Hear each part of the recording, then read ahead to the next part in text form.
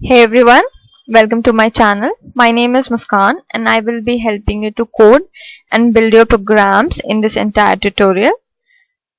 So when you want to be a coder, you have to look around you and work on practical problems rather than sticking to theoretical knowledge. So when it comes to programming, I choose Python on any other language.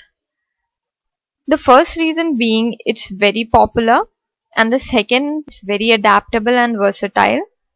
So let's follow the trend and hop in to know what Python is, and let's talk about it a little.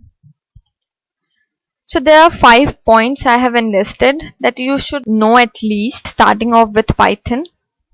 So the first point being Python is a high level programming language. By high level we mean that it is more readable to a user than to the computer. You will find more familiar words, more English words in it, and this makes it hard for the computer to read it and interpret it. Second point is dynamically typed. Such kind of language in which the type of variable does not depend on the type you have mentioned but on the value you have mentioned. If you are new, dynamically typed language can be a little bit of a problem because you might not get the proper knowledge of the data types involved. Moving on, Python is not truly compiled or interpreted, but it is an interpreted language. At some point, Python uses both compiler and interpreter, but people have roughly called it an interpreted language.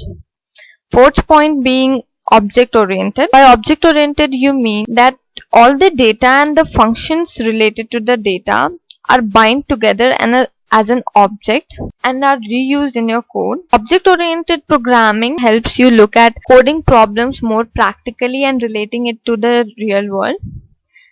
Last but not the least point is open source.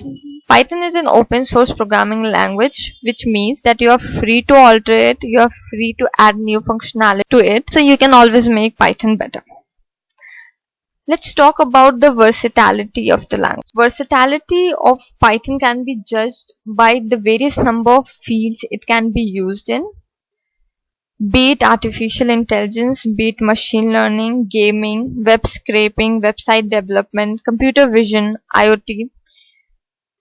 Python can be used anywhere once you know the resources, once you know various functions associated with these.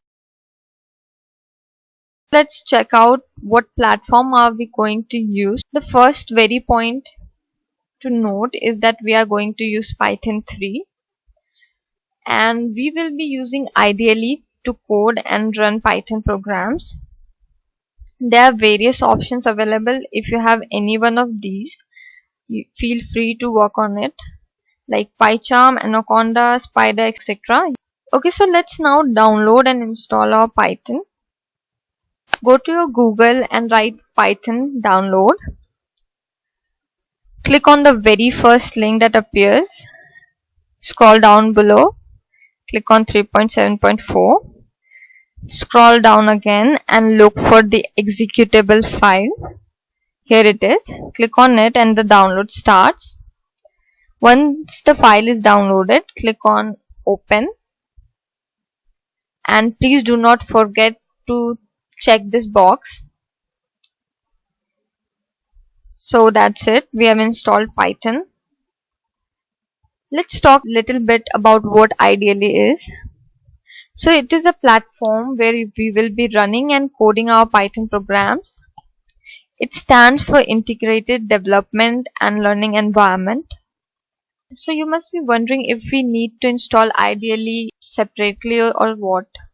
But no, IDLE was automatically installed once you install the Python interpreter. So let's check out this IDLE and see how does it even look. In a search box, type IDLE and this icon appears. This is called Python shell, where we will be working on. So that's it for this video. Coming on, we will be learning about data types in Python. If you have any questions, please do ask in the comment section, and thank you for watching.